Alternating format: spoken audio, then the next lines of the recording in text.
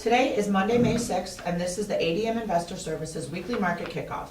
Today's guests are Alan Bush, Senior Financial Economist here at ADMIS, and Steve Freed, Vice President of Grain Research. Alan, what is the outlook for the global economy? Well, right now it appears to be weakening, but I feel that once there is a trade deal between the U.S. and China, and right now that seems a bit far off, but once we do get some type of an agreement, then I think the global economy will improve. And also, I believe there will be no recession here in the U.S.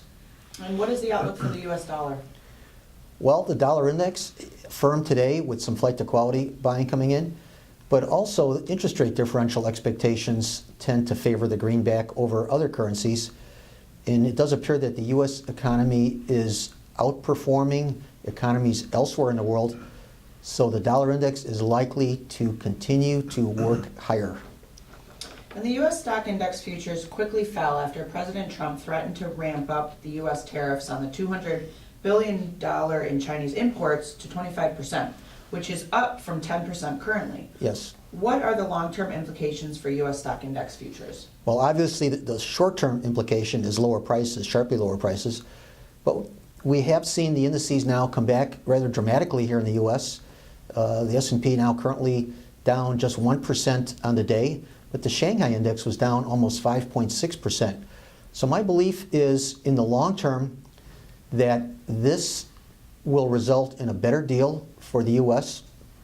And a better deal for the U.S. means a better economy here in the United States, and a better economy translates into higher stock index futures. So my long-term outlook remains unchanged in spite of what we're seeing today in the indices, higher prices across the board long-term in all of the U.S. stock index futures. And Steve, what is the latest on the U.S. and China trade talks? Well, on Friday, there was optimism that 100 Chinese delegates were going to come into Washington this week, and we could have a deal as soon as this coming Friday. But over the weekend, the president tweeted that he might, as Alan said, add tariffs to $200 billion worth of goods coming in from China. The Chinese reaction was pretty quick. They said that they will delay coming to Washington and they will leave earlier. And the Wall Street Journal suggests that they may not come at all and that they may wait until after the 2020 election to renegotiate or bring negotiations back up. So the market reaction in the grains was pretty swift. We were sharply lower, and hogs are still limit down in their trade. Last week, hogs rallied a little bit because it thought that with the deal, China was going to come in and buy U.S. pork. And what is the latest U.S. Midwest weather forecast and the impact of spring plantings? We're kind of dividing the country over the next 2 weeks into thirds. The northern third is going to be cool and drier.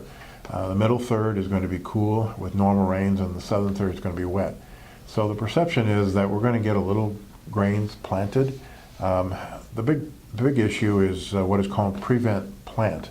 If the farmers believe that after, let's say, the end of May, they're not going to be able to get their corn planted, they can go into a program, plant nothing, and get paid a certain amount of money for that. It's not as much as what you would get paid if you grew a crop, but that could reduce corn acres by 1 to 2 million acres. So we kind of have to watch that pretty closely, but it seems like the extremely wet pattern is beginning to change.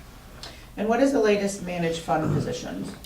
Funds are record short, almost 300,000 tons of corn, 300,000 contracts of corn, 180,000 contracts of beans, and almost 80,000 contracts of wheat. So there really isn't any need for the funds to get out of this record short unless we have a deal or unless there's a weather problem. And finally, why is Friday's USDA report important to the market? It's the first time that the USDA shows world and U.S. supply and demand for 19 and 20. So they could show a crop and a big corn crop, a little bit smaller bean crop, a big wheat crop, and global stocks of wheat, corn, and beans going up. So that could be a negative report. The market was hoping that that negative report would be offset by announcement of a trade deal. So right now, that report should be a little negative to the marketplace. Great, thank you both. Please remember that the opinions expressed here today are solely the opinions of our guests and are not necessarily the opinions of ADM Investor Services or Archer Daniels Midland Company. If you have questions or comments or would like to know more about our services, please contact us at www.admis.com.